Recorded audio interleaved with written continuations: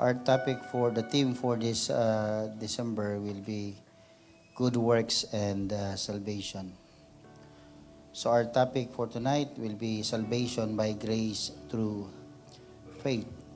So I'd like to read Ephesians chapter 2 verse 8. Ephesians chapter 2 verse 8 hanggang 9, King James Version. This is our scripture for the entire month.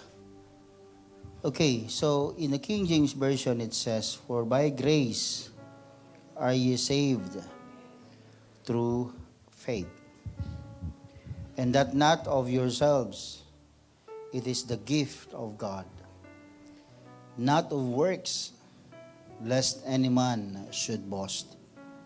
Let's bow our heads. Lord Jesus, without you we can do nothing, and everything comes by your grace through our faith, Lord. Thank you, Jesus. Give us understanding tonight.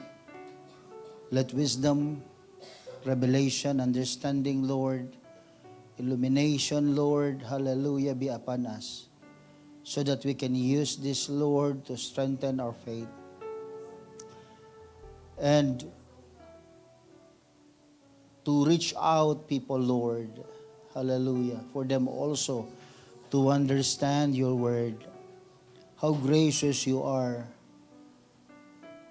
and the kind of gift that you have given to mankind. Lord, I pray, use your servant, hallelujah, so that I could, hallelujah, explain, hallelujah, your word accordingly, Lord. Thank you so much, Jesus. Give us, hallelujah, your divine presence in this congregation, Lord. Thank you, Lord, hallelujah. We bless your name. In the name of Jesus Christ of Nazareth, we pray. Everybody say amen. Clap your hands to the Lord. Hallelujah. So, salvation by grace through faith. Ang tinuturo ng iba, mga kapatid, ay ang kaligtasan niya ay by grace alone. Grace alone. We acknowledge that salvation is by grace. Tanggap naman natin yon. Yun ay biblical. Yun ay nakalagay sa Biblia that salvation is by grace. Pero pag sinabi natin by grace alone, we need to understand na may mga several factors that affects and also contributes to the salvation of men. Yes, no doubt, ang kaligtasan ay galing sa Diyos, biyaya ng Diyos. Pero may mga naniniwala na dahil ang kaligtasan ay biyaya ng Diyos, naniwala na lang sila na wala na silang gagawin. Kasi nga, biyaya ng Diyos.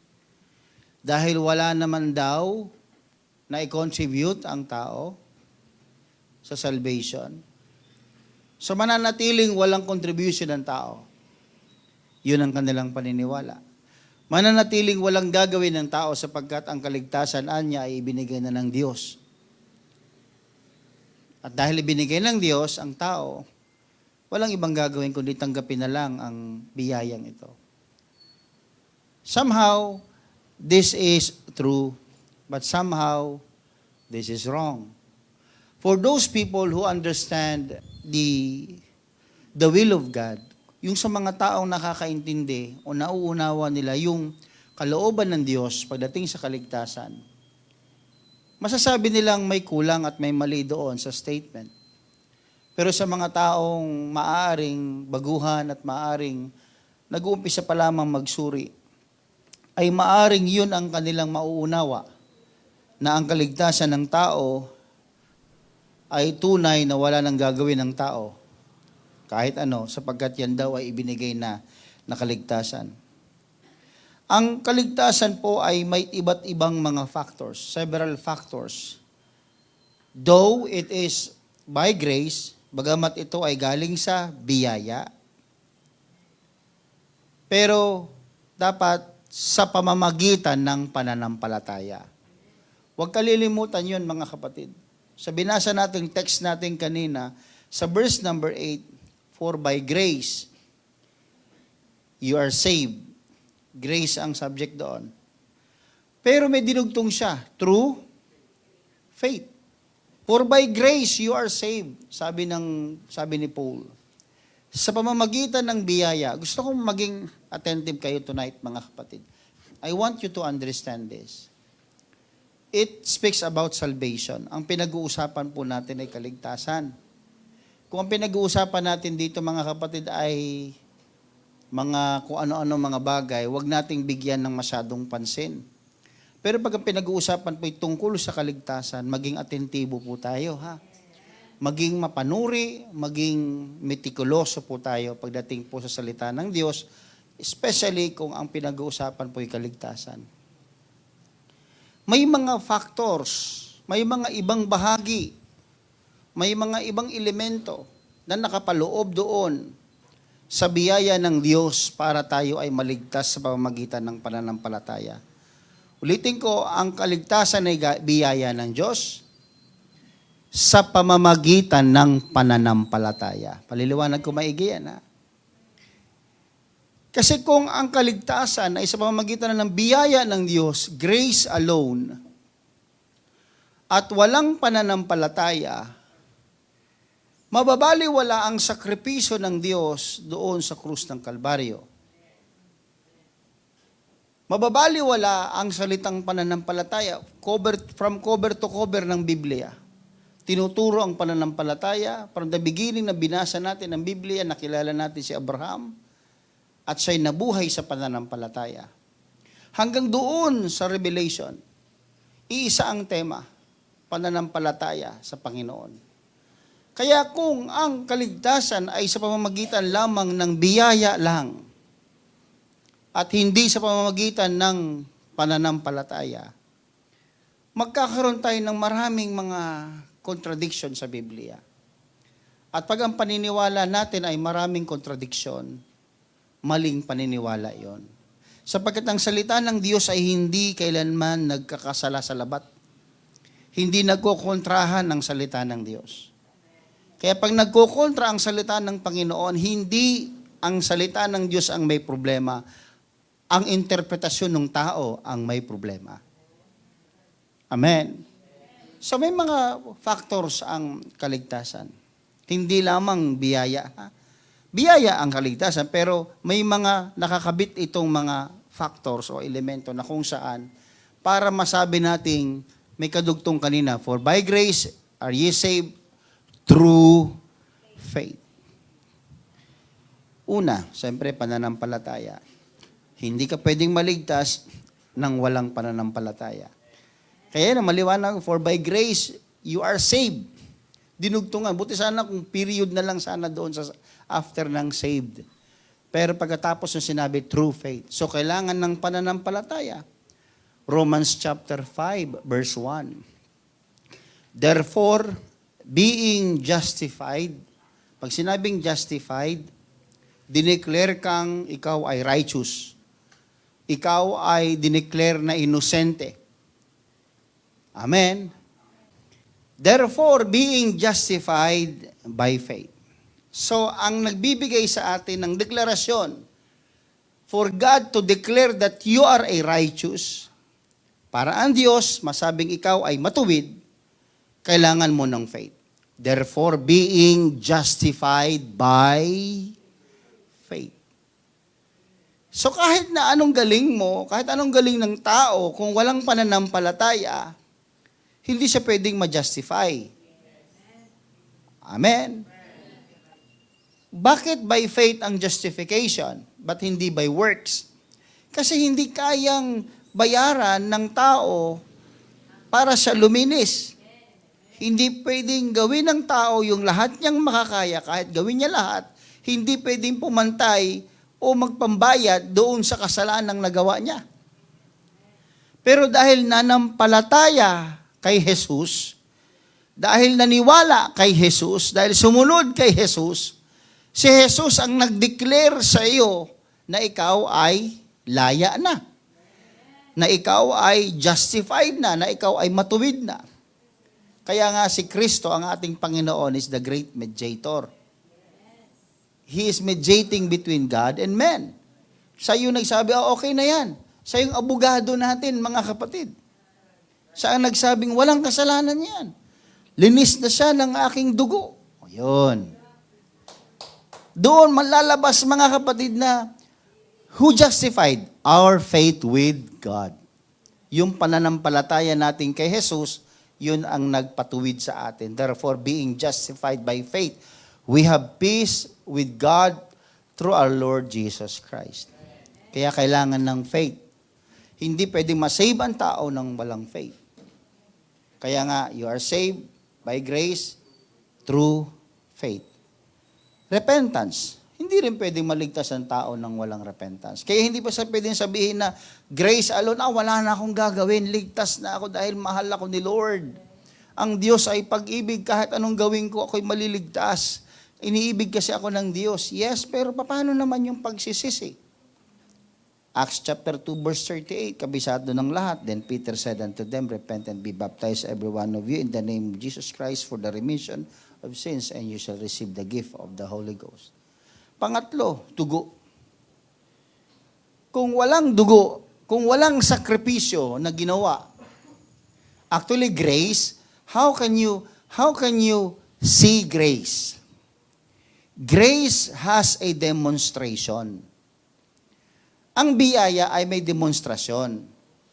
Kasi halimbawa, we are living in the grace of God. Paano mo nasabing you are living in the grace of God? Sige nga. You are living in the grace of God. Ikaw ay nabubuhay sa biyaya ng Diyos. O sige, paano mo ipapaliwanag na ikaw ay nabubuhay sa biyaya ng Diyos? May demonstration ng Diyos ng biyaya niya. Naglalakad ka, iniwas ka ng Diyos sa kapahamakan, biyaya ng Diyos yun. Dinedemonstrate ni Lord yung biyaya niya sa buhay mo. Kaya nasasabi mong you are living by the grace of God. Amen. Wala ka nang makain. Ang Diyos nag-uutos, mga kapatid, ng mga resources para ikaw may makain. Anong tawag doon? Living by the grace of God. Sino ang nag-uutos doon? Ang Panginoon. So, biyaya pa rin ng Panginoon. May demonstration. Nakukuha niyo po, mga kapatid.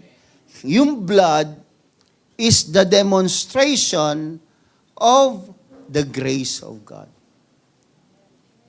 Kasi, hindi pwedeng maligtas ang tao ng walang dugo. Dahil from the beginning, yung dugo ng mga hayop, mga kapatid, na inihahandog, yun ang nakapagpapaapis ng galit ng Diyos dahil sa kasalanan. Pero hindi nito nabubura, hindi nito napapatawad ang kasalanan ng tao. Pag napapahupa mo lang, yung nagngingit-ngit na galit ng Diyos, napapahupa mo lang sa pamamagitan ng sakripisyo. Kaya yung biyaya ng Diyos, for God so loved the world that He gave His only begotten Son. Yun yung demonstration ng grace. Na sana mismo bumaba mula sa langit, mga kapatid, dinemonstrate niya yung biyaya. Anong sabihin biyaya? Ibig sabihin, pag sinabi kasing biyaya o grace, unmerited favor.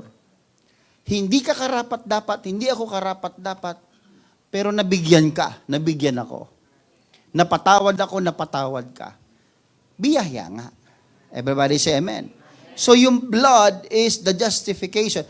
Sabi ng Romans chapter 5 verse 9, much more than being now justified by His blood, we shall be saved from wrath through Him.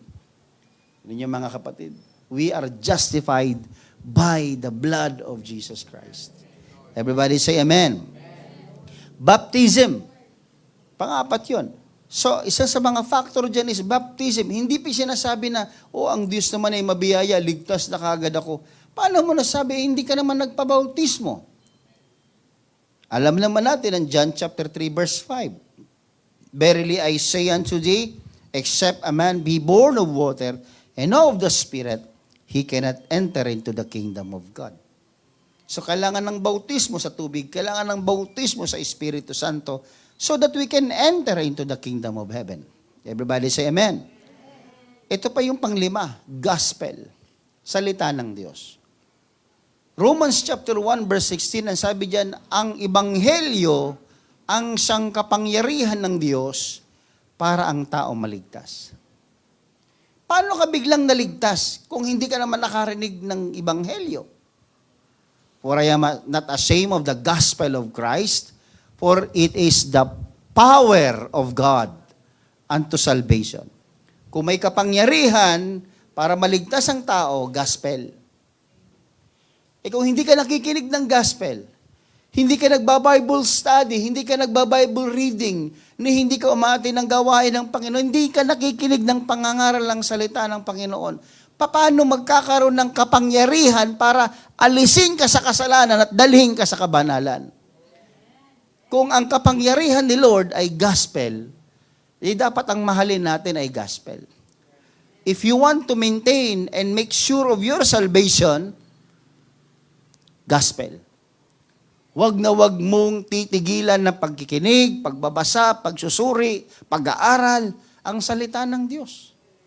Kasi yun ang magbibigay sa Diyos ng kapangyarihan para i-save ka. Akala ko ba, pastor, ako'y ligtas na sa biyaya ng Diyos. Tinan mo na. Hindi ibig sabihin wala ka nang gagawin. Kailangan mo pang magsimba. Kailangan mo mag-pray. Kailangan mo umatin ng gawain. Kailangan mo magsuri, makinig. Hindi pagpupunta lang sa simbahan, sasabihin, maligtas na ako. Mga kapatid, nagkakamali tayong lahat yan. Pag walang gospel, pag walang word of God, hindi masisiguro ang kaligtasan ng tao. Kaya I appreciate all of you tonight na nandito, mga kapatid. Hallelujah. For many years, you've been sacrificing your time, your resources, para lamang makapakinig ng Word of God. And some of you, nandyan sa online, sa live streaming, I appreciate na kayo nakikinig. Kasi kung wala itong gospel, we will not make sure of our salvation. At panghuli, yung biyaya, yung grace of God. Bagamat una yan, pero sa aking listahan nito is the grace. Yung biyaya ay napakahalaga din yan. May kasama palang isa pa, yung confession. Kahit naman na tayo bautismado na, kapag hindi tayo marunong mag-confess, we should confess to the Lord, hindi dun sa tao. Hindi na gumagamit ang Diyos ng medium para ang iyong kasalanan ay pakinggan ng ibang tao. Ang nakikinig sa iyo, kung may ibang relihiyon na gumagawa niyan, ang nakikinig din doon ay makasalanan. So, hindi na natin kailangan ng medium. Amen. Ang great mediator natin ay si Kristo. Kaya kay Kristo ka magsabi. Sa Panginoon direkta, mga kapatid, at mauunawaan ng Diyos ang ating pong sitwasyon. If we confess our sins, He is faithful and just to forgive us our sins and to cleanse us from all unrighteousness. 1 John chapter 1, verse 9. Therefore, brethren, salvation is not by grace alone, but the factor of faith. Makinig po kayo. Ang factor ng faith ay kasama. That's why, by grace, through faith. Everybody say amen. Everybody say amen. Parang sinasabing, gusto mong makapunta sa alabang. Pero through what? Through transportation. May sasakyan ka. Nakarating ka doon. Mararating mo ang kaligtasan sa pamamagitan ng pananampalataya. Kaya kahit tumanda na tayo sa loob ng simbahan, marinig na natin lahat, mga kapatid, ang pangangaral tungkol sa biyaya, pero kung hindi umusbong ang pananampalataya sa puso natin, hindi tayo makikinabang ng kaligtasan. Nakukuha niyo po yun? Kahit na tumagal na tayo sa church, kahit matagal na tayo dito, pag hindi umusbong ang pananampalataya, pag hindi tumubo yung pananampalataya dyan, Kaya nga alam niyo mga kapatid, kaya inutos ng Panginoon, di ba sinabi ng Biblia niya, uh, um, faith cometh by hearing. Kasi gusto ng Diyos na magkaroon tayo ng faith. Gusto ng Diyos na umusbong ang pananampalataya sa pamamagitan ng pakikinig. Kaya pag nakikinig ka ng nakikinig, uusbong at uusbong yan. Nagtataka naman ako sa iba, mga kapatid. Nakikinig naman, pero hindi umuusbong ang pananampalataya. Ang sinasabi doon ng Biblia, sabi ni Santiago, patay na pananampalataya. So pwede pala yun. Nakaupo sa simbahan, matagal na sa church, matagal na marami ka ng panahon sa iyong paglilingkod sa Panginoon, pero hindi umusbong ang pananampalataya kasi nga patay yung iyong pananampalataya. Duwag na pananampalataya. Everybody say amen. Still, this is not included in my notes, pero the very best example of that is yung tithing natin, mga kapatid. I'm not saying this, pero wala ako sa subject ng tithing, pero yun ang best demonstration doon eh. Best example. Pag nandyan na yung ating pera, natatakot na tayo. Yung parang hindi umusbong yung pananampalataya. Pero pag nakikinig tayo sa pangangaral dito tungkol sa biyaya, talaga namang talaga nagre-respond tayo, mga kapatid. Pero pag oras na ng bigaya, nandun na, mga kapatid. Parang ang pananampalataya biglang kusang namamatay. At nare-revive ulit pagdating ng sumunod na linggo. Pastor, namamatay, patay sindi, mga kapatid. Huwag po. Ang gawin po natin, mga kapatid, mapagbantay po tayo dapat. Amen. Palalaguin tayo ng Panginoon. Kaya nga, kung babalikan mo yung bersikulo na yan, for by grace are ye saved through faith. Tinan niyo, mga kapatid, yung construction niya. For by grace. Kanino galing ang grace? Hello? Saan? Akala ko kay Mang Kepweng. For by grace. So, ang biyaya ay galing sa Diyos. So, paano nakita ang biyaya? Dinemonstrate niya through the blood. Through the sacrifice. Tama? So, by grace, you are saved. So, ang nagbigay ng kaligtasan ay Diyos. Kasi hindi mo makapagbigay ng grace ang tao eh. Ang Diyos, sa Diyos galing yung demonstration, yung kaligtasan. Pero tinan nyo, yung faith, true faith. Yung dalawang yan, grace at faith, grace is the demonstration of God, faith is the demonstration of man. Alam naman si Lord pa ang may faith sa atin. Kaya ang demonstration ng Panginoon, ang manifestation ng grace of God is yung kanyang blood. Grace of God, kaya ang grace of God, faith of men. Nakuha niyo? Kaya sabi niya, may biyaya si Lord, kaligtasan. Pero kailangan mong may gagawin ka, through faith. Kombinasyon po yun. Hindi mo pwedeng sabihin, ikaw lang Lord, sige ligtas mo ako, mahal mo naman ako eh. Anong gagawin mo? Wala, gito, kasi biyaya mo naman sa akin yan eh. Ay, hindi ganun ang biyaya, mga kapatid. Kaya nagkakamali tayo dyan. Pag sinabi natin, ang Diyos naman ay pag-ibig eh. Wala namang masama doon kung ang Diyos pag-ibig. Talaga namang pag-ibig siya. Pero ang Diyos din ay hukom. Ang Diyos din ay matuwid. Kaya, mahal ka niya, pero pag hindi ka naman nanampalataya, impyerno bagsak mo. Pero mahal ka niya. Huwag mong gamitin yung isang nature ng Panginoon para kontrahin din ng Diyos yung nature niya. Kinokontra mo ang Diyos sa sarili niyang nature eh. God is love, but God is righteous as well. Amen. Kaya hindi mo siya pwedeng, mahal mo naman ako Lord, ligtas mo na ako kahit gumagawa ko ng ganitong kasalanan, kahit di ako nagsisi, ligtas mo ako, may biyaya ka naman sa akin eh. Oo nga, inulalan ka ng biyaya, pero kailangan mong magkaroon ng pananampalataya. Because that's the only way to make sure na magiging epektibo yung biyaya. pag may pananampalataya. Everybody say amen. So unawain natin maigi ang biyaya, mga kapatid. Grace is given for us to produce good works. Kaya nakakagawa tayo ng mabuting bagay. Meron ba kayo, naniniwala ba kayo na ang tao ay kayang gumawa ng mabuti? Ha? Okay. Sure kayo? Suriin nyo, balikan nyo yung ninuno natin. Dalawa nga lang sila noong unang panahon eh. Dalawa lang ang populasyon eh. Suriin nyo maigi. Nung unang panahon, makakagawa ba ang tao ng mabuti? The answer is, before the fall of man, yes. Pero right after the fall of man, no. For all, di ba?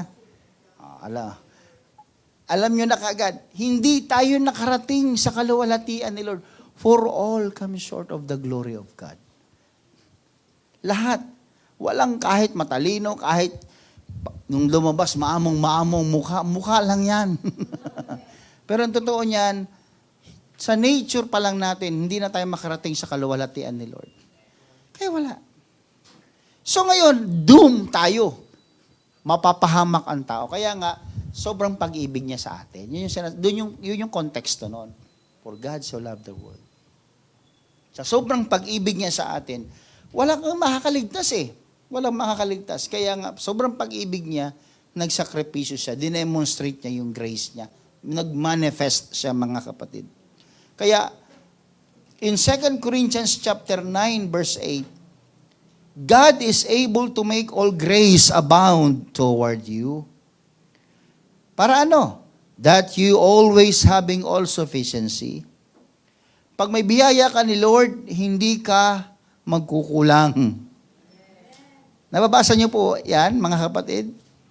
God is able to make all grace. Kaya ng Diyos ang lahat ng biyaya, pabor, ay ibigay sa iyo.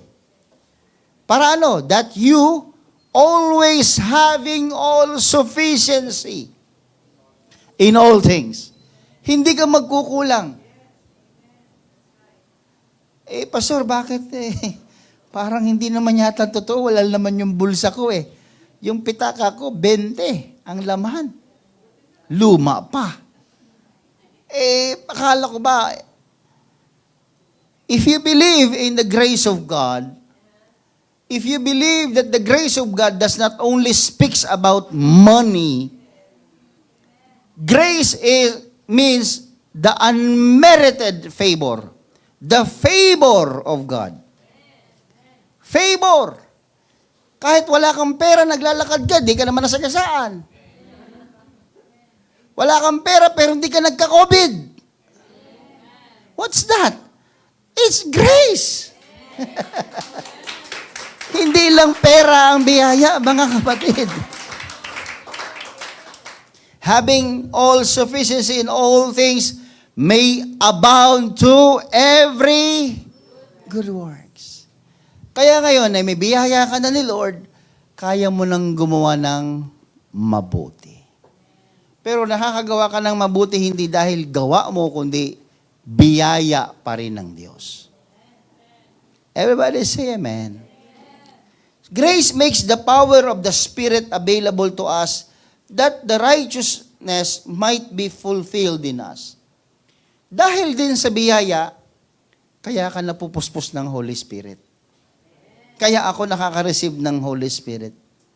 Kasi gusto ng Lord na ako ay maging righteous, maging holy. Hello? Di ba nga, yung Espiritu, pumasok lang doon sa burning bush. Sabi ng Panginoon kay Moses, hubarin mo yung sandalyas mo. This is a holy ground. Because wherever the Lord's presence will be, nandun yung holiness. Amen? Nasabihan tuloy si Moses, ibarin mo yung panyapak mo. Nasa holy ground ka. Ito mga kapatid, yung Holy Spirit, wala sa burning bush, nasa iyo. Nasa loob mo. Hindi pwede magkaroon ng dalawang espiritu o tatlong espiritu. Yung Espiritu nandun sa burning bush, yun yung pumapasok sa atin. So, ibig sabihin, yung tayo bilang templo, nagiging banal na templo. Amen. Biyaya yun, mga kapatid. Biyaya yun. Si Moses, hindi ko naman narinig na nabasa na na-filled siya doon. Nandun sa burning bush. Pero tayo sa panahon natin ngayon, mga kapatid, tayo yung na-filled ng Holy Spirit. God is so good, mga kapatid. Pagpasalamat natin, mga kapatid, hallelujah, na hindi sa burning bush, hindi sa mga puno, hindi sa mga kahoy, napunta yung banal na Espiritu ng Diyos, kundi sa atin, mga kapatid. Romans chapter 8, verse 3, for what the law could not do, in that it was weak through the flesh, God sending His own Son in the likeness of sinful flesh, and for sin, condemned sin in the flesh. Verse 4, that the righteousness of the law might be fulfilled in us, who walk not after the flesh, but after the Spirit. So yung fulfillment ng law, ng righteousness ng law, ayaw ko lang kung nakasundan nyo ako, mga kapatid, ha? Kasi may righteousness ang law. Pag sinusunod mo yung batas, katuwiran ng batas yon. Pero pag ang Holy Spirit pumasok sa iyo, yung kabuuan ng katuwiran ng batas nasa iyo. Hindi ko na kailangan magdala ng kambing dito o ng tupa para sunugin, para ako masabing sumunod sa batas at ako'y maging matuwid sa batas. So hindi ko na kailangan ng tupa. Hindi ko na kailangan ng baka. Nakukuha niyo, mga kapatid? Nakukuha niyo ba, mga kapatid? Yung fulfillment ng righteousness ng law ay nasa atin na. Kaya sa tuwing napupuspos tayo ng banal, akala lang kasi natin, simple lang yun. Hindi yun simple. Alam niyo ba sa Biblia nakalagay na ninanais ng mga anghel na maranasan yung nararanasan nating mga tao? Naiinggit sila sa atin. Gusto nga nila sila ang tagapagbalita ng salita ng Diyos eh. Gusto nila maging preacher, pero sabi nila, hindi kayo ang may trabaho niyan. Iba mo yung Word of God. Ikaw yung mag-serve na kinaiinggitan ka ng anghel. Kinaiinggitan mo yung anghel kasi walang problema, nasa heaven, ganun. Hindi. Ang kinaiinggitan ng mga anghel ay tayo. We are to judge angels. Hindi nyo ba alam yung mga kapatid? Hello? Tinubos ng Diyos, ng dugo ng Diyos, ang tao, hindi ang anghel. Hello? Nakalagay ba sa Biblia na sila ba ang bride of Christ? Nakalagay ba sa Biblia na sila yung papahiri nilang luha ng Panginoon sa kanilang mga mata? Sinabi ba na, no, the promise na ang mansyon doon, na ginagawa ng Diyos, yung bahay at tirahan natin ginagawa hindi para sa anghel, para sa tao.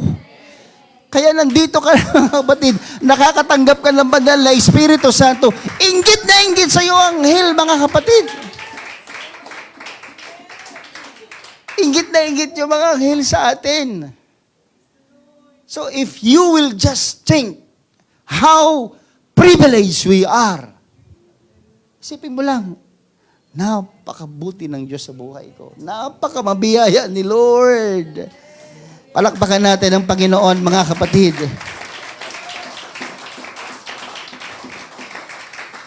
Oh. Kaya pag linggo may nakikita ka na, ay napupuspos siya.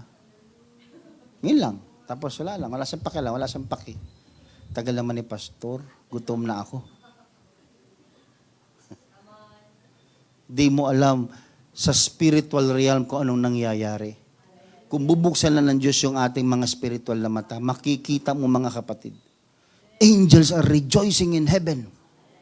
Talagang dumadangundong ang langit, mga kapatid, pag nakikita nila tayo napupuspos. Kaya nga sila inggit eh. Bakit? Inggit tuloy. Bakit? Kasi yung presence ni Lord nasa atin.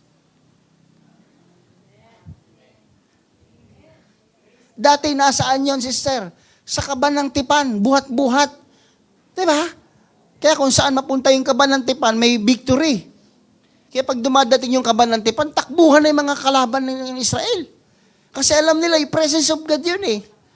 Ngayon, yung parehas sa presence of God, nasa iyo. Kaya kahit saan ka magpunta, you just need to believe and declare to yourself that you are a privileged son and daughters of the Lord, mga kapatid. Nasa iyo ang banal na Espiritu ng Panginoon. Nasa iyo. Kaya tataka ka bakit ang mga demonyo nagkakantara pa pag ikaw dumarating. Kung bubuksan lang ng Panginoon yung spiritual eyes mo, makikita mo yung mga demonyo nagkakantara pa yan. Puspos na Espiritu Santo, pupunta sa isang lugar. Naku, kandara pa yan sila. Sa sobrang inggit niya, yung iba sumasama pa sa inyo eh. Sumasama sa bahay nila. Nakikiride. Maganda siguro sa punong-puno siya ng kapayapaan. Makasama nga. Ayan. Ikaw na ngayon na nawalan ng kapayapaan. Okay, matakot mga... Kaya nga sinabi na, greater is He that is in you than he that is in the world. Walang papantay doon, mga kapatid. Espiritu ng Diyos yun eh. Amen. So we just need to understand how the grace of God operates in our lives.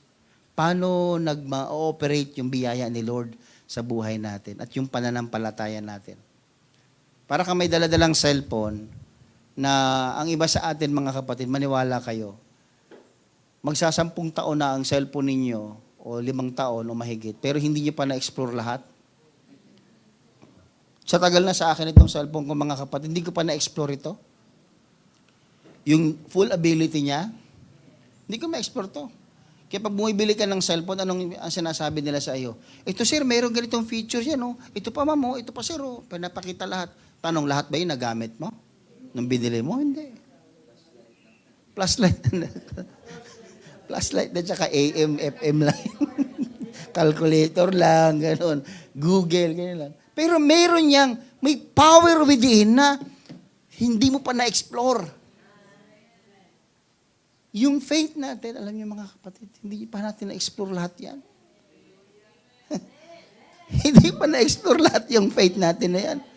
Kaya sabi iba, Pastor, bakit ganun? Pag nag-pray siya, gumagaling yung tao.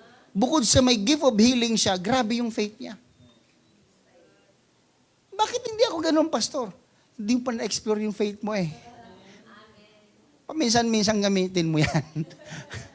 Paminsan-minsan, kailangan mong damahin hanggang saan na ba yung level ng faith ko? Ano ba yung level ng faith ko? Yung bang pag yung wala lang pera, discouraged na ako. Walang pera. Sino ba dito nawawala ng pera, mga batas ang kamay? Oh. Amen, pero wala nitataas kamay. Oh.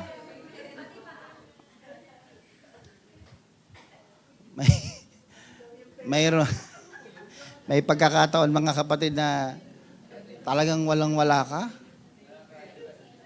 Talagang mapapapikit ka, sasabihin mo, Panginoon, wala ako. Paano, Lord? Alam mo lang, bibigyan ka, Lord, ng kapayapaan na di masayod. Na yung kahit na maamoy mo yung masarap na ulam, hindi ka mainggit. Totoo yun, mga kapatid. Kasi wala namang maniwala, di wala kang pera, kaya tahimik ka lang. Tahimik lang. Nakaraan, mga kapatid, naranasan ko, sabi ko, wala ako. Pagbaba ko ng sasakyan, tingin sa akin ng mga kapwa ko, Pastor, parang, hindi nila alam. Napapapikit ako sa hindi nila alam. Hangang-hanga pa rin sila sa iyo. Para akala nila full of blessings ka. Pero wala ka. Mukha kang milyonaryo kasi, Pastor. Pero wala. Pipikit ka na lang, sasabihin mo, Lord, salamat. May kapayapaan pa rin ako. Alam mo, mga kapatid, aabot kayo sa punto ng inyong pananampalataya na hindi mo na material things are not your priority anymore. Darating niya sa panahon, mga kapatid, na hindi nyo na hahabol-habulin yung mga yung pera, yung kalayawan, yung kamunduhan. Isang araw, masisiyahan ka lang. Kung may pagkain ka, may damit ka, may bahay ka, masaya ka na. Kahit wala kang sasakyan, kahit wala kang sariling bahay, minsan mapapasabi mo, Lord, kontento na ako. Payapa ang buhay ko. Yung bang pagtulog mo sa gabi, alam mo, kahit dumating ang Panginoon, langit ang punta mo. Totoo yan, mga kapatid. Yung iba natulog, mga kapatid, paggising, ang punta, ospital kasi may ulcer. Gising, sakit. Hindi pa. Sabi ni Lord, ospital muna bago langit. Pero kailangan natin maunawaan. I-explore nyo yung faith nyo. Explore nyo. Lord, I want to increase my faith. Lord, increase my faith. Diba? May nanalangin yun sa kanya, Lord, tulungan mo aming kawalan ng pananampalataya. So, tinulungan siya ng Panginoon. Tutulungan tayo kaya pag may mga challenges, di nyo alam, exploration ng faith yun eh. Di ba? Walang pamasahe, di na nagsimba. Ayan, ano pa? Traffic lang, di na magsisimba. Ano pa? Marami, di ba? Yung bang napagod o ano man. Kailangan lang natin ng Hindi ko sinasabing mga kapatid na we just need to, alam naman natin kilala naman natin sarili natin kung yung sinasabi natin ay acceptable o reasonable ba. Pag talaga namang ikaw ay halos hindi mo na maidilat yung mata mo, sobrang pagod na, ay alam nga naman magpunta ka pa dito. Ilatagan pa kita ng banig dyan. Agawan mo pa ako ng banig. Wag na. Matulog ka na lang sa sobrang pagod na di ba? Pero yun namang alam mo, wala kang ginawa maghapon, tapos maraming alibi, ako makapunta ngayon kasi ganito. Ay, naku, nakikita ng Diyos yan. Paano magle-level up yung faith? Yun yung bagay na kailangan natin araw-araw nating i-evaluate yung faith natin. Kasi it has to do with grace of God. Tingnan niyo mga kapatid. Pagsamahin natin, intindihin natin yung biyaya at yung pananampalataya. If salvation comes only through God's grace, all men automatically saved. Kung biyaya lang ang pag-uusapan at wala yung faith, pagdating sa kaligtasan, di wala lang lahat ligtas yan kasi biyaya God can't do that. Hindi kayang gawin ng Diyos yan at hindi niya gagawin. Because it will cause Him to choose all, even the wicked. Kahit masama, wala siyang magagawa. Automatic yun If the grace of God makes salvation available to people, on the other hand, it is the responsibility of man, listen, to accept or reject the offer of God. The positive response of man is called faith. Kahit iabot sa iyo ang biyaya, kung ayaw mong tanggapin, pag yung moment na tinanggap mo, ang tawag doon ay faith. Pero kahit iabot sa iyo yan, kung ayaw mo namang abutin din, tanggapin, walang magagawa yung grace of God. Especially in the subject of salvation. Salvation is by the grace of God, and the responsibility of man is to accept. Both are necessary for salvation. Kaya kailangan grace and faith. Grace and faith. Magkasama yan, mga kapatid. Kaya paggising sa umaga, Lord, thank you for your grace. Thank you for waking me up. This is your grace, Lord. Thank you for the grace of life. Ano naman yung sumunod na prayer mo? Yung faith. Lord, teach me to demonstrate my faith today. Lord, help me and guide me so that my faith will increase. Ganun ang prayer. Pasalamatan ng biyaya, huwag mo rin kalimutang ipanalangin yung pananampalataya mo sa Kanya. Lord, let me love you more in all circumstances. Lord, let me be grateful in all things. Yan. Yung mga prayer natin, mga kapatid, yung tinuturo ni Apostol Pablo na in all things, give thanks, di ba? Anong tawag doon? Faith yun All things, kahit pangit, pasasalamatan mo, ang tawag doon? Faith. So, everyday yun. Amen. So, nakukuha nyo na yung kombinasyon, mga kapatid. Kaya pag ikaw mananalangin sa may karamdaman, anong tawag dyan? Faith lang? Faith lang ang tawag doon. Yung faith, saan galing yon? Faith? Sa tao. Yung grace, saan galing? Lord, I pray for this man, and the sick man. Let the grace of healing be upon him. By faith, by the authority of the Word of God, by the power of the name of Jesus Christ. Faith mo na yun, yung sinasabi mo. Faith mo na yun eh. Pero yung hinihiling mong grace, yung biyaya niya, yung pagalingin. Kombinasyon yan. Hindi grabe yung faith niya, oh. Pag nag-pray siya, yung tao gumagaling. Hindi yun. Hindi yung tao lang. Biyaya ng Diyos yun at saka yung pananampalataya ng tao. Parehas na bumababa yun sa tao. Kaya kahit ang biyaya ang Diyos, naka-ready siya, o sige, pag-pray mo na, hindi mo pinag-pray, hindi niya maibuhos. Kasi kailangan niya ng faith ng tao. Nakukuha po ba natin, mga kapatid?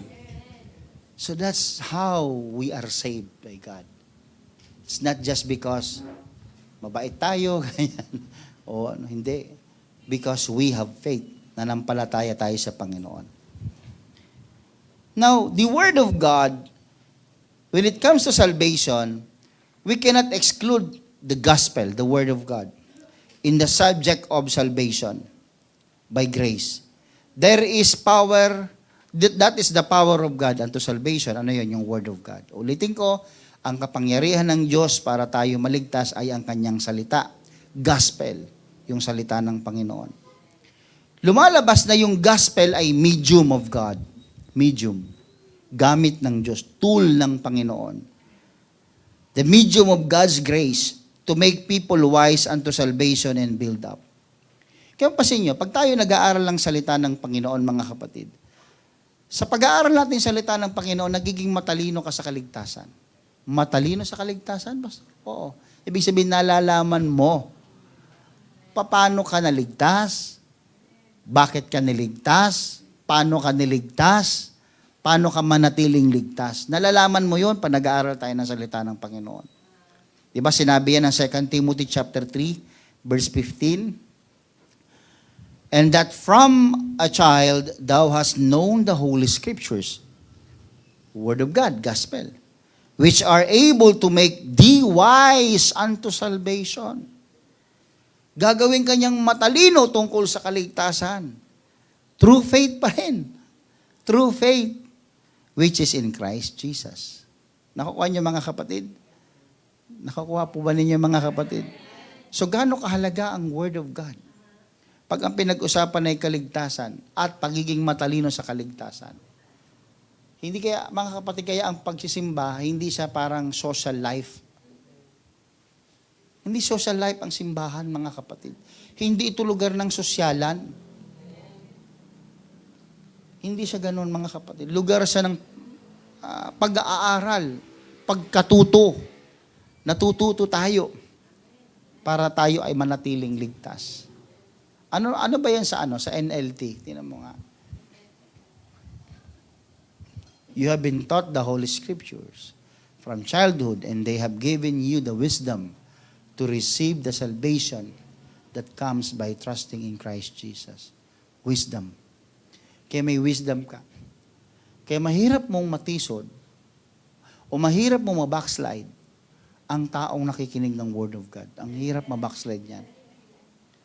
Hindi nga, sige nga, pag-usapan natin itong backslider na ito, itong backslidden na ito. Naniniwala ba kayo na pag may salita ng Diyos pero nagbabackslide?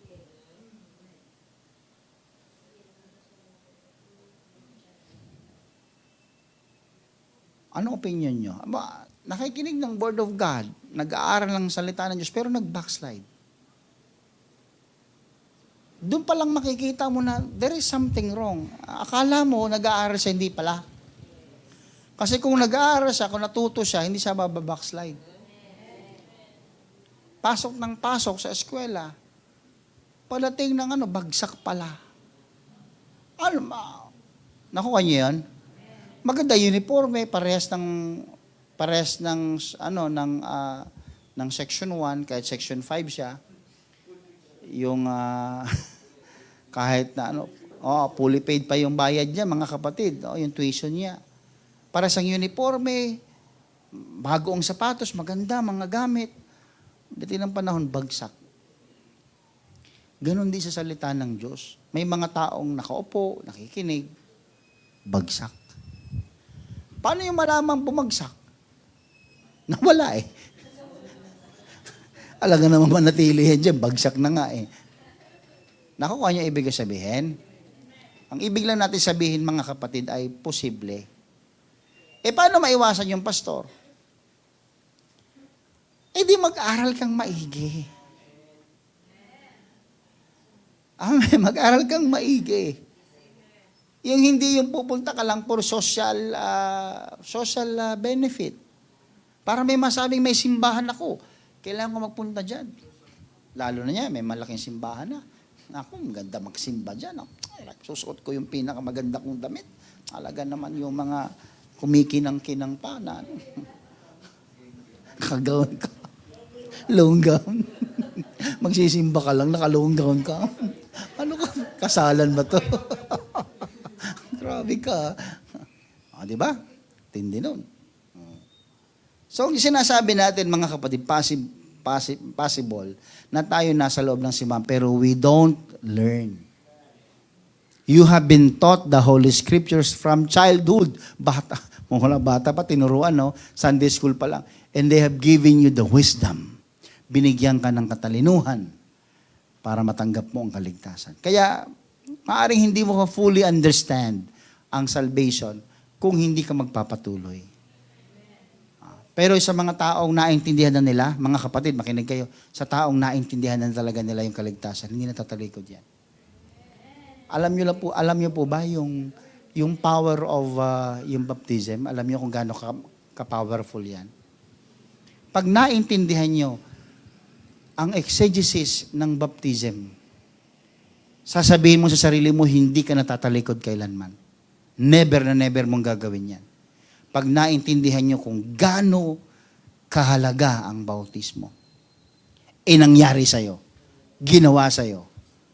Kaya pag na-apply sa'yo yun, sasabihin mo, never. Magkabali-balentong na ang mundo.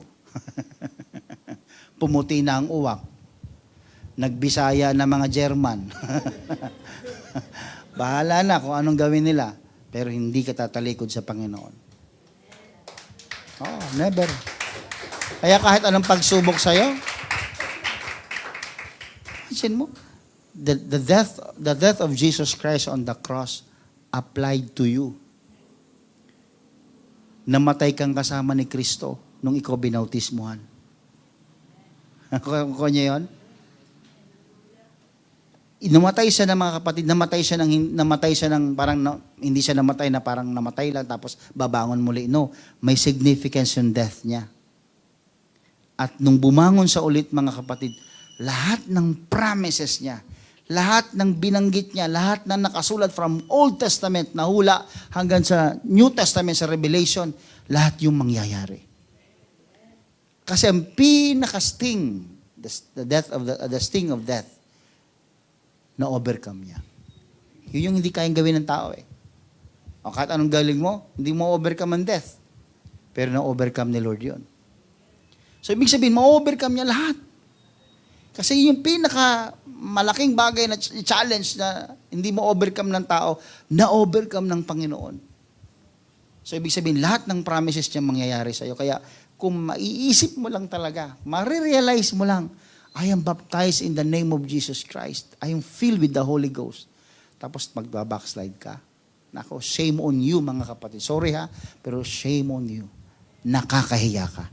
Ibig sabihin, tumagal ka sa katuruang ito, hindi mo naintindihan kung gaano kahalaga yung tinanggap mo na kaligtasan sa Panginoon. Nagkakandara pa, mga kapatid, ang anghel na ang Espiritu ay matanggap nila. Pero hindi binigay sa kanila. Sa atin ibinigay. Tapos ikaw hihina-hina ka, lelembot-lembot ka, tatampo-tampo ka, titisod-tisod ka, tatalikod ka, saan ka pupunta? Di ba si Pedro nga ang tinanong, saan kami pupunta? Nasa iyo ang salita ng buhay. Alam ni Pedro eh. Kaya binigay sa kanya yung, di ba, the keys of heaven. Kasi nga, alam niya yung understanding. Upon this rock. Ano yung rock na yun? Si Kristo. Ano yung death, burial, and resurrection? Upon this rock, I will build my church. Sabi ng Panginoong Jesus. Even the gates of hell shall not prevail against it. Even the gates of hell. Hinamon na ng Panginoon. Buksan nyo na lahat ng pintuan at bintana ng impyerno. Palabasin nyo lahat ng mga demonyo dyan. It will not prevail against the church. Brethren, we are the church of Jesus Christ. Kaya kahit sinong isumon, mga kapatid ni Lucifer, para ikaw ay atakihin, that will never prevail. Kaya isipin nyo kung gaano ka-bless, mga kapatid. Huwag mo isipin, wala kang pera. Doon tayo nakatingin eh. Pwede naman talaga kasi, talagang pag wala kang pera, talagang hindi ka rin payapa. No? Tulog ka na lang. Payapa ka. Gutom ka? Tulog ka na lang. Diba? At least, diba, pagising mo, nabawasan ka ng mga ilang pounds, diba? Everybody say amen. So, the gospel is the medium of God's grace. Titus chapter 2 verse 11, for the grace of God that bringeth salvation hath appeared unto men. Tingnan niyo verse 12, teaching us. Ayan na. Sino nagtuturo? Gospel. The grace of God that bringeth salvation hath appeared to all men. Yung grace of God nagtuturo sa atin that denying ungodliness and worldly lust, we should live soberly, righteously, and godly in the present world. Alam niyo yung word na soberly? Yung mga matino ka pa ba? Mabuhay ka sa mundo doon na matino. Sober. Sober. Sober. Sobra. So, English ng sobra. Sober. Hindi, kapatid.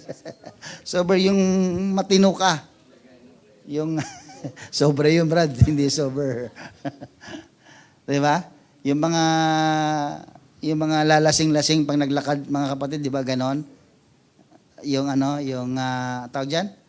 Sige, yan? Susuray-suray. Ang sober, hindi. Lakad siya. Walk. Mamuhay ng may katinuan. Grabe naman yan. Tagalog yan. Mamuhay ng may katinuan. Matuwid at banal sa kasalukuyang panahon. Sa panahon natin ngayon. Hindi yung kahapon ka lang, mga kapatid, naging matino. Ngayon, hindi na. Hindi dapat araw-araw yung matino, mga kapatid. Soberly. Live soberly. Kahit na naglilindol-lindulan ng mga kapatid, ikaw diretso pa rin ang lakad sa Panginoon. Matuwid pa rin. Amen. Hallelujah. One thing that man should understand is that God's grace is conditional. Bago yan, pastor.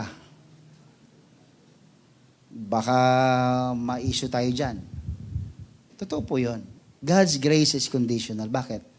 Kasi nakakondisyon ang grace of God, nakakondisyon sa pananampalataya. Pag ang pinag-uusapan ay kaligtasan, kahit may biyaya ang Diyos ng kaligtasan, kung wala itong pananampalataya, kaya nakakondisyon siya sa pananampalataya. So, hindi mo siya pwedeng, hindi siya pwedeng sabihin na, sige na Lord, yung sinasabi ko kanina, ligtas mo na ako kahit may ginagawa ako mali. Hindi nga, kailangan mo ng manampalataya. Hindi yung patay na pananampalataya, kasi mayroong mga nanampalataya, pero patay nga yung pananampalataya nila. Dapat yung sumusunod na pananampalataya. Naalala niyo yung sinabi ng Matthew 7:21 na hindi lahat ng tumatawag sa Panginoon ng Panginoon ay siyang papasok sa langit. Kundi he that doeth the will of my Father. So, tinan nyo, not everyone that saith unto me, Lord, Lord. Hindi ka pwedeng tumawag ng Lord sa Panginoon kung hindi ka believer. So, believer yan, mga kapatid. Naniniwala yan sila. Tingnan niyo mga kapatid, yung kombinasyon nitong pananampalataya at biyaya ng Panginoon. May tanong ako sa inyo. Paano nag-collapse yung Wall of Jericho?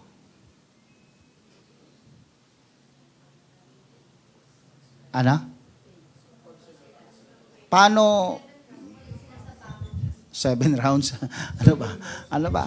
Ha? Sumigaw sila.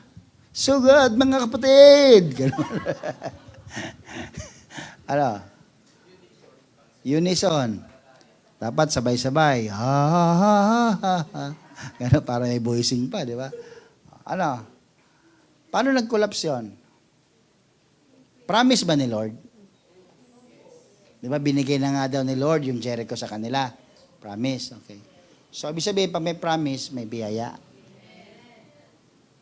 Pero ang sabi sa kanila, umikot kayo ng 7 beses. Umikot kayo, sa bawat isang araw, umikot kayo ng 1 beses. At sa 7 araw, umikot kayo ng 7 beses. Sinunod nila? Nag-collapse ang Wall of Jericho. Yun yung makikita mo yung combination ng grace of God and the faith of man. Tagumpay. Ito pa. Si Naaman. Kilala yung Naaman? Si Naaman, mga kapatid, ay 'di ba yung sundalo, yung leader, yung kapitan. At may ketong siya. Paano siya gumaling? Lumubog siya. Bigla lumubog lang. Sabi sa kanya, di ba itong story niya, pagpunta niya doon, di ba hinihintay niya, mga kapatid, na yung propeta, mag-ritualan siya. Magri-ritual, hawakan siya, lilehan, so ano man, o sasampal-sampalin, gano'n. Di ba? Ritual di ba? Pero hindi di ba? Sabi lang sa kanya, palubugin mo yan doon sa Ilog Jordan. Di ba ayaw niya? So, ibig sabihin talagang wala sa kanya yung faith na yon.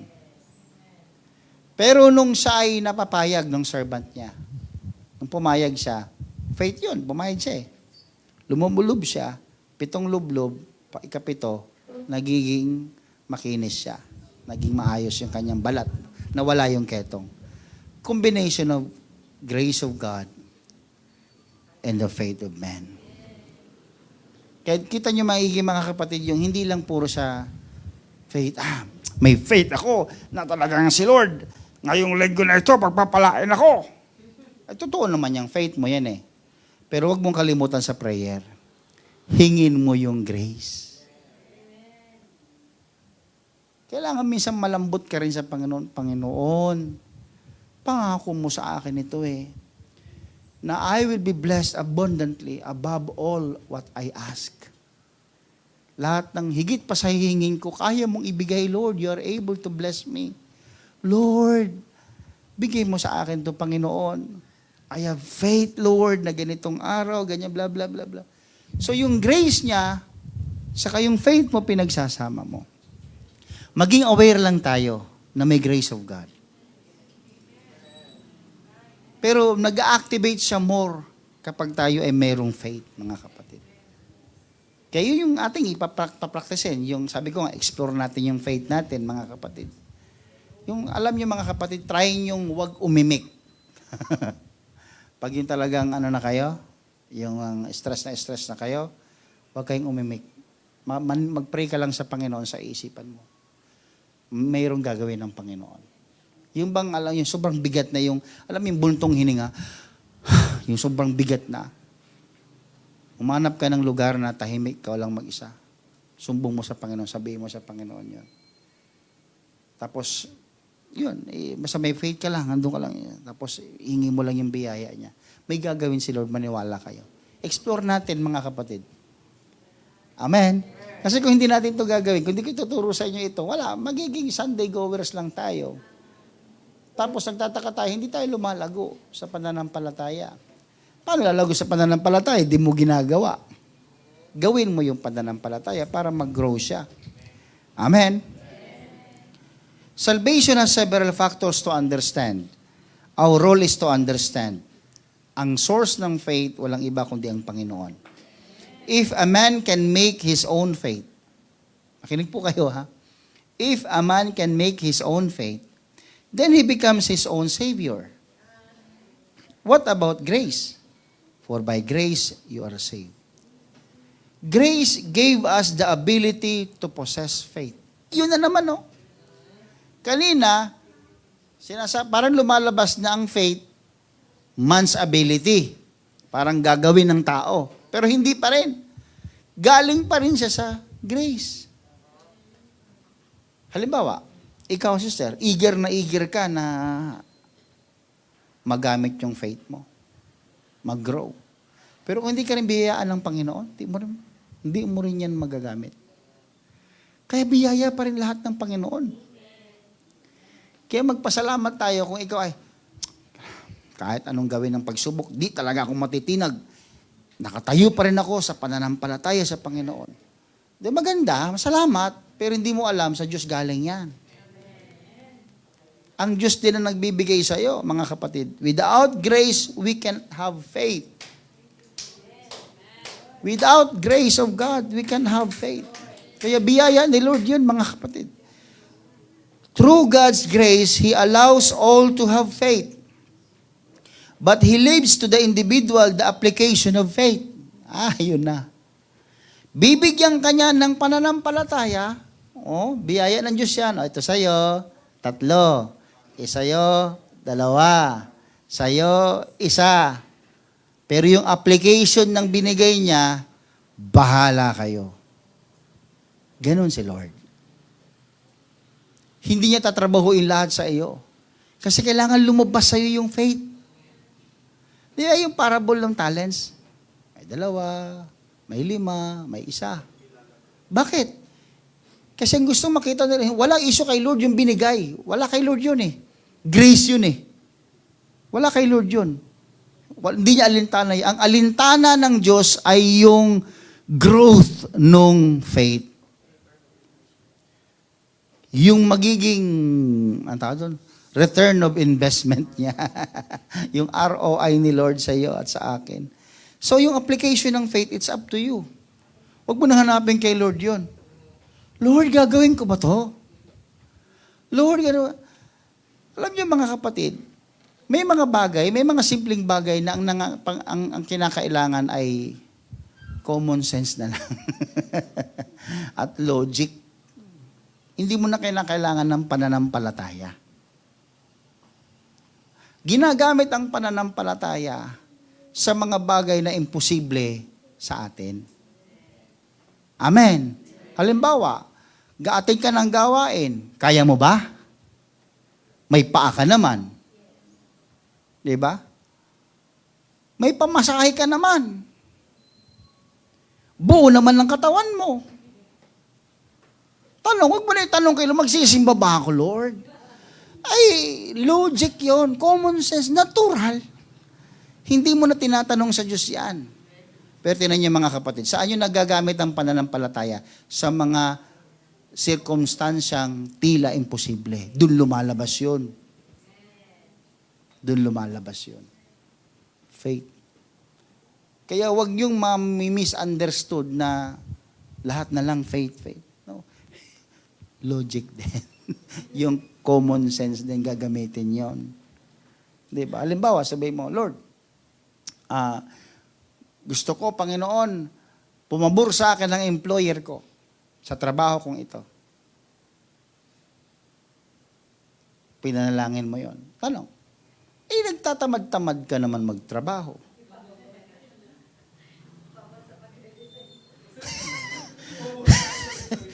Nagtatamad-tamaran ka magtrabaho. Hindi mo kinukumply yung dapat mong ginagampanan. Yung responsibilidad mo, hindi mo ginagawa.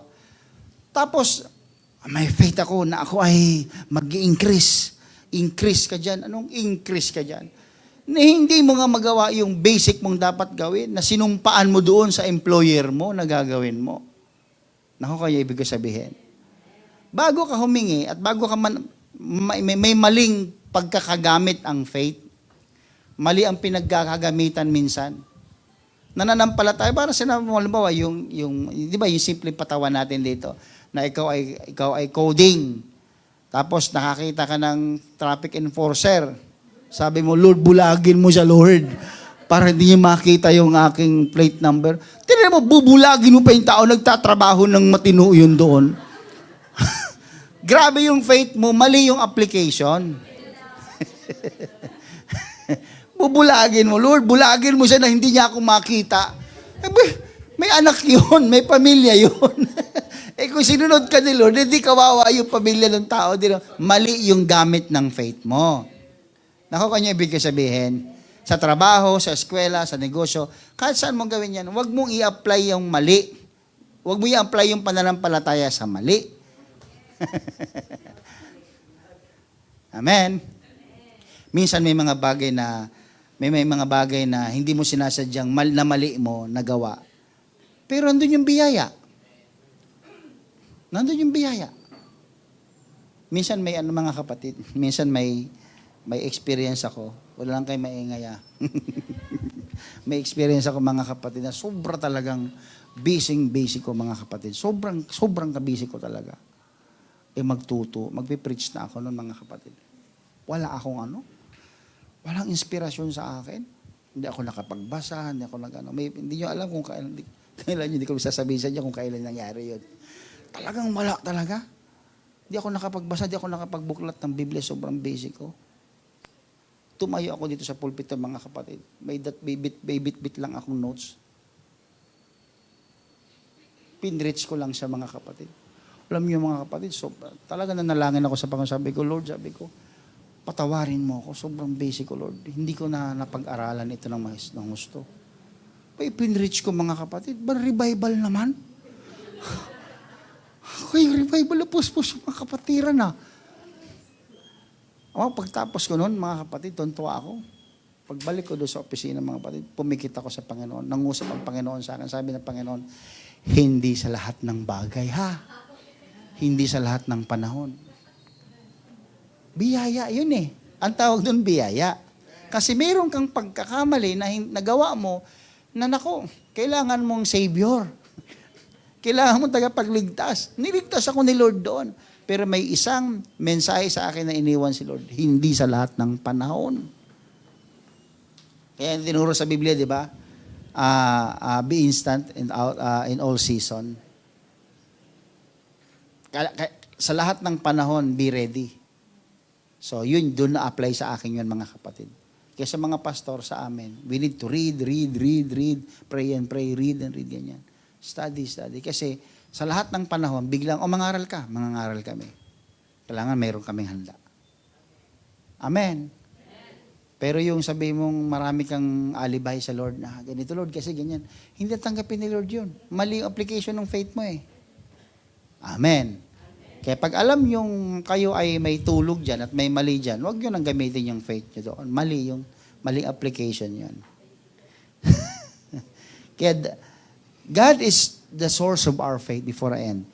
In Romans chapter 12 verse 3, For I say, through the grace given unto me, to every man that is among you, not to think of himself more highly than he ought to think, but to think soberly, according as God hath dealt to every man the measure of faith. Sino daw nagbibigay ng faith? God. According as God hath dealt to every man, ang Diyos ang nagbibigay sa tao the measure of faith. Ang Diyos ang nagbibigay ng faith. Kaya you pray to the Lord, Lord, increase my faith. Alam niyo yung level ng blessing, may iba-iba din yan eh. Kaya huwag niyong kaingitan yung mga tao, grabe yung blessing ng Panginoon sa kanya, buhos talaga oh. Mga kapatid, hindi ganun yun. Na para bang, ito yung faith niya, ito yung blessing niya. Mga kapatid, hindi ganun yun. Ito faith mo, ito blessing mo. Ito faith mo, ito blessing mo. Ito faith mo, ito blessing mo. Kaya pag may nakita kayong tao, mga kapatid, na sobrang pinagpala, huwag yung sabihin overnight. Yung faith niya, yun ang naging resulta. Hindi yun, mga kapatid. May measure of faith yan. May kanya-kanyang measure. May kanya-kanyang sukat ng pananampalataya ang tao. Kaya nakikita mo sa kanya, inaani niya yung mga blessing. Huwag kayong maiinggit kasi yung measure ng faith niya, na-master niya. Magmula sa maliit, magmula sa isang talento, naging 2, naging 5, naging 10. Di ba? Sabi sa Parable of Talents, kanino binigay mga kapatid yung yung kinuha sa isa? Kanino binigay? Doon sa may 5. Hindi sa may 2 binigay. Saan binigay? Di na Di ba? Nung meron ka na, nagkaroon ka pa ng doble. Kaya yung pananampalataya, padagdag ng padagdag yan. Kaya nga ipag-pray natin sa Lord, increase my faith. Kasi pag increase ng faith, increase yung blessing. Wala nga naman yung blessing. Grade 1, ikaw high school na yung faith mo. Grade 1 pa yung blessing mo. Ay hindi equal si Lord pag ganon. Nakukuha niya? Kaya ako naiinggit ka, bakit siya, parang may tampo ka na tuloy sa Panginoon, ba't siya, Lord, pinagpapala mo? Paano hindi pagpapalain yan? Nag-i-increase yung faith. Ikaw, bansot hanggang ngayon. Hindi lumago-lago yung pananampalataya. May nasaktan, mga kapatid. Umaray. Pananampalataya naman pinag-uusapan, brad eh. Hindi naman height ang pinag-uusapan eh. Kaya pag may mga challenges ang faith, i-grab nyo, mga kapatid.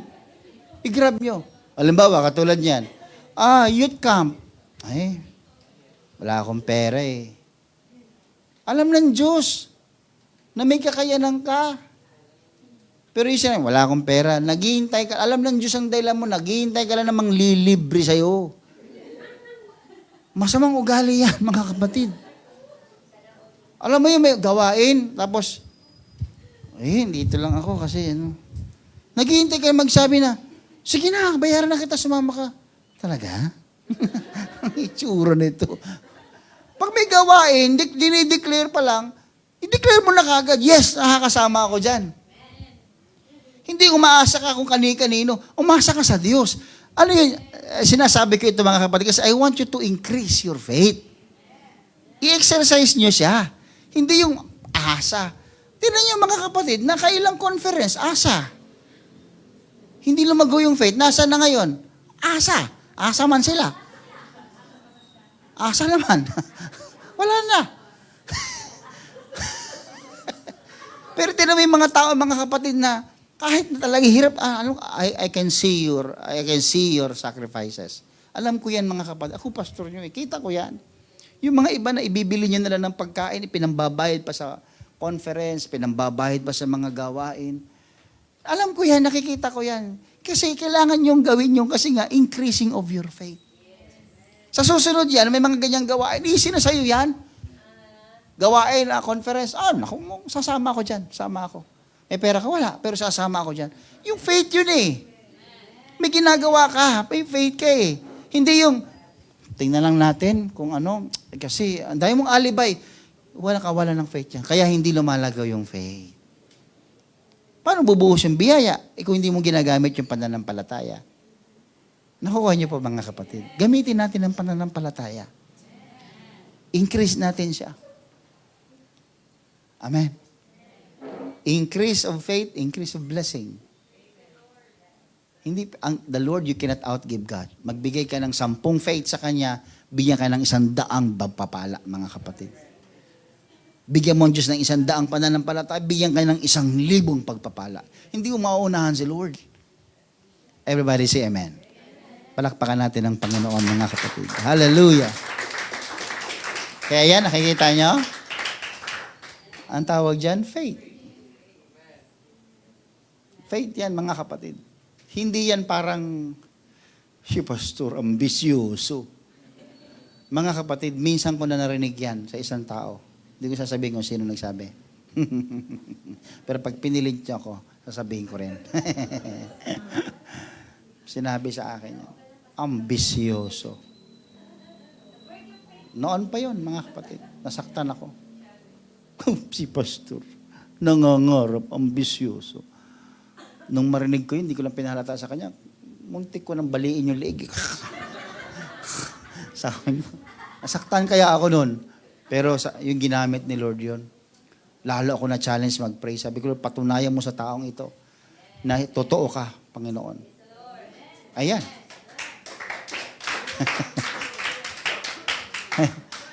Hindi pa ako makapaniwala. Ang kinakausap, arkitekto, engineer. Dati sinakausap natin, mga kapatiran lang, di ba? Kwento-kwentuhan lang. O, si Mark, dinrawing yung simbahan natin. O, yung jeep ni Sister Pras.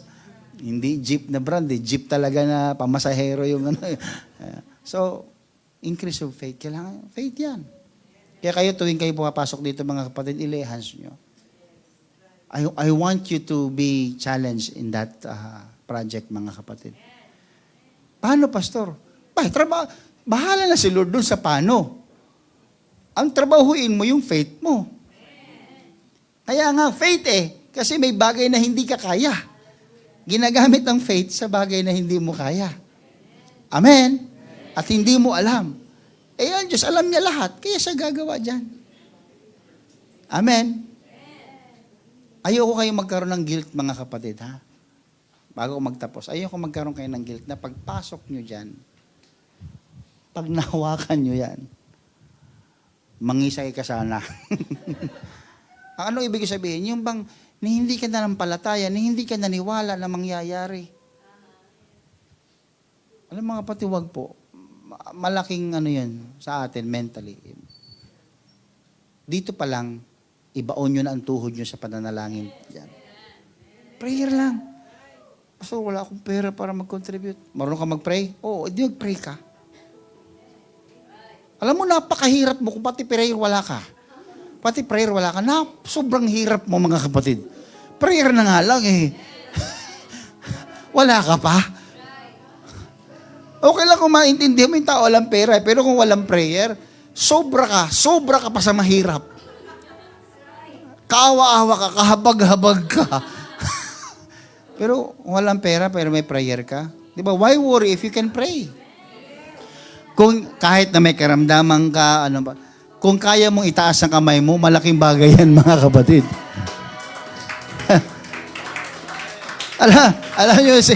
alam niyo si Moses, nung si Joshua ay nakikipaggera dun sa baba. Anong gamit ni Moses? Tangke? Missiles? Kanyon? Kamay. Tinaas siya lang kamay niya sa Panginoon. Kaya alam mo kung wala ka, wala, itaas mo. Pitaka mo, wala laman, taas mo. Oh, Lord, pakita mo kay Lord, Faith yun Naku, niya ibig sabihin, mga kapatid, faith yun, exaggerated man, pero faith yun Hanggat hindi ka nagiging, sorry for the word hanggat hindi ka nagiging walang hiya sa pananampalataya, yung masabihan ka lang, uy! Ganda ng damit mo, para kang ililibing Linggo-linggo. Yung linggo pa magsisimba ka, tinutokso ka ng mga barkada mo. Para kang ililibing kasi magsisimba ka. Hanggat hindi mo na-overcome ang kakapalan ng muka sa pananampalataya, hindi mo matututunan kung anong ibig sabihin ng pananampalataya. Minsan kailangan iparana sa atin ng Diyos yung maging bold ka sa faith mo. Matapang ka sa pananampalataya. Amen. And one day, if you come to the church, if you enter into the church, yan na yung pag nahawakan mo ng mga kapatid. Sasabihin mo sa sarili mo, totoo pala. Kung gusto ko ngayong mga kapatid, isipin nyo ng totoo. Amen. Amen. Alam mo kung sino nandyan? Apo mo. Anak mo. Totoo yan. Yung mga anak-anak natin, apo-apo natin, sila na ang magmamana niyan. Hindi na sila magiging katulad natin dati na kung saan tayo padparin, doon tayo.